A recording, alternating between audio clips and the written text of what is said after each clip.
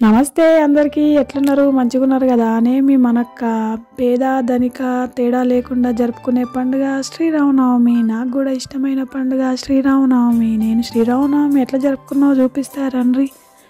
అమెరికాలో ఇప్పుడే తెల్లతెల్లారుతుందని లేచి జర వాకిలి ఊడ్చి ముగ్గేసి ఈరోజు పిల్లలకైతే స్కూల్ ఉంది. ఇండియాలో అయితే శ్రీరామనవమి అని సెలవు ఇస్తారు, ఇక్కడనైతే సెలవులు లేవు, అందుకే స్కూల్కి పంపిస్తున్నా.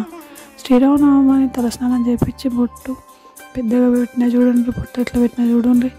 నేను ఎక్కడున్నా మన విలువల్ని మన సాంప్రదాయాలని తప్పకుండా పాటిస్తానండి నాకు వీలైనంతలో. ఇంకా స్కూల్కి పంపించి నేను నా పూజను మొదలుపెట్టిన. నాకు తెలిసినంతలో పూజను నేను స్టార్ట్ చేసిన. నాకైతే చిన్నప్పటి నుంచి నేను పుట్టి బుద్ధి తెలిసినప్పటి నుంచి శ్రీరాముని చూస్తూ పెరిగిన. ఎట్లా పెరిగిన అంటారా? మా ఇంటి ముందే గుడి, పొద్దుగా లేవగానే గుడికి పోవాలి, గుళ్ళో వీలైనంత పని చేయాలి, మళ్ళీ పూజ చేసుకోవాలి. నాకు తెలిసినంతలో చిన్నప్పటి నుంచే నేను రామకోట రాసిన. నాకైతే శ్రీరామనవమి అంటే చాలా ఇష్టం. నేను ఇప్పుడు ఇక్కడ ఈ స్థాయిలో ఏదో మారుమూల గ్రామం నుంచి ఈ స్థాయిలో ఉన్నానంటే కారణం నేను దేవుడేనని బలంగా నమ్ముతా.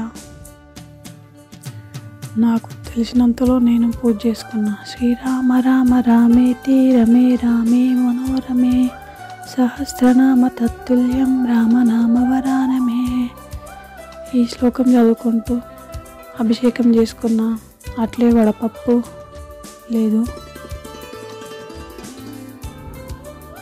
అట్లే పులిహోర, పానకము, అరటి పండ్లు నైవేద్యంగా సమర్పించుకొని నాకు తెలిసినంతలో నేను ఏదైనా తప్పులుంటే క్షమించమని చెప్పి పూజ చేసుకున్నా, హారతి ఇచ్చుకున్నా. రోడ్లు ఉన్నాయి చూసారా ఒకసారి? ఈ రోడ్లను లొక్కేది ఎట్లున్నాయో, ఈ రోడ్లను చూస్తేనైతే నాకైతే మస్తు ఇష్టం. నేనైతే ఎగ్దాం అంటే, ఎందుకంటే నేను డ్రైవింగ్ చేయ కదా, మా బావనే చేస్తాడు. మా బావకేం మస్తు కొంచెం భయం అవుతుంది ఈ రోడ్లను చూస్తే.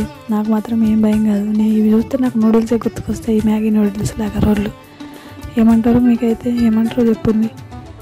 ఇగో నేను ఎంతో ఎదురు చూస్తున్నా, 1000 కళ్ళతో ఎదురు చూస్తున్నా. నా బంధువు, నా చుట్టాలు, ఈడ అమెరికాలో నా చుట్టాలు ఎవరన్నా ఉన్నారంటే ఇక ఈయననే నా చుట్టాలు, నా దేవుడు, నా కన్య అయిన ఆంజనేయ స్వామి, కార్యసిద్ధి ఆంజనేయ స్వామి టెంపుల్. నాలాగా అమెరికాకు వచ్చిన వాళ్ళ ఆపద్బాంధవుడు కార్యసిద్ధి ఆంజనేయ స్వామి.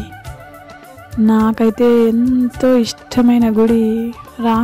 ఇండియా నుంచి రాగానే ఈ గుడికే తీసుకొచ్చిండు. చాలా దూరమైన పర్లేదని ఈ గుడికే తీసుకొచ్చిండు. నాకు ఈ గుడిని చూస్తే నాకు మన ఊరు, మా ఇల్లు, మా గుడి నాకైతే గుర్తుకొస్తుంది. ఎక్కడున్నా దేవుడే కదా.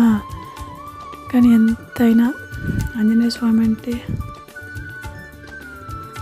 స్వామిని తలుచుకుంటే ఏ భయం అనిపించేది అని నాకైతే ఏ భయం అనిపించేది. గుడికైతే వచ్చినాం, దర్శనం చేసుకున్నాక శ్రీరామనవమి కళ్యాణం కూడా అయిపోయింది. మేము వచ్చేసరికి రాములవారి కళ్యాణం అయిపోయింది. అయినా ఏదన్నా హారతి, ఆంజనేయ స్వామికి హారతి ఇచ్చారు, హారతి తీసుకున్నాం. ఇక్కడ అన్నీ ఉంటాయి. ఏ గుడిలో అయినా అన్ని, వినాయకుడు, శివుడు, దుర్గామాత, వెంకటేశ్వర స్వామి, సుబ్రహ్మణ్య స్వామి అందరు ఉంటారు. ఏ గుడిలోనైనా ఇక్కడ అన్ని దేవుళ్ళు ఒకే గుడిలో ఉంటారు.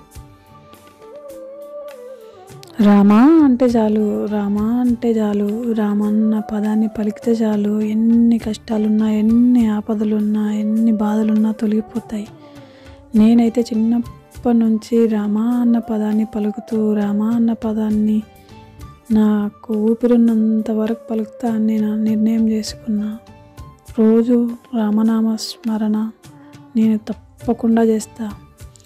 ఈ రామనామ స్మరణ చేయడానికి మనకు ఈ రామ అన్న పదం ఎలా ఉద్భవించిందో మీకు చెప్తా వినండి. నాకు తెలిసినంత వరకు మా సార్ నేను 4th క్లాస్లో ఉన్నప్పుడు స్కూల్ టైంలో చెప్పిండు రామ అన్న పదం ఎలా ఉద్భవించింది అనేది. రామాయణం రచించింది వాల్మీకి మహర్షి.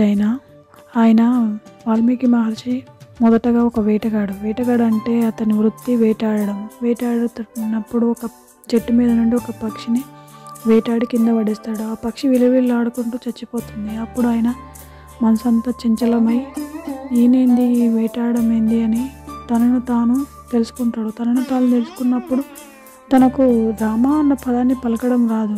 అప్పుడు ఏం చేసిందంటే 2 మర్రి చెట్ల మధ్యలో కూర్చొని ఆ మర్రి ఈ మర్రి, ఆ మర్రి ఈ మర్రి, రామ ఆ మర్రిమ రామర్రిమ రామర్రిమ రామర్రిమ అన్నప్పుడు రామ అన్న పదం అని ఉద్భవించింది.